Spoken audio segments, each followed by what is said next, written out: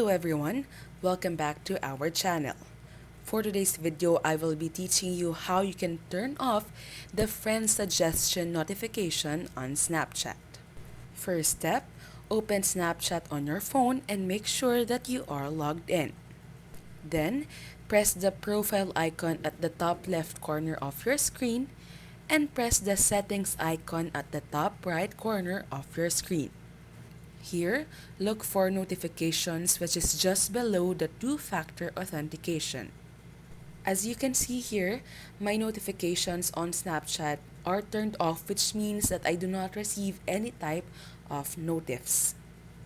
However, if your notifications are turned on, just scroll down and see or look for friend suggestions. Make sure that this specific notification is turned off.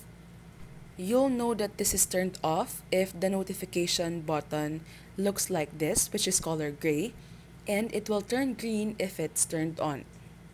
And that's all for this tutorial. If this helped you, don't forget to press like and subscribe. We'll see you again on our next videos.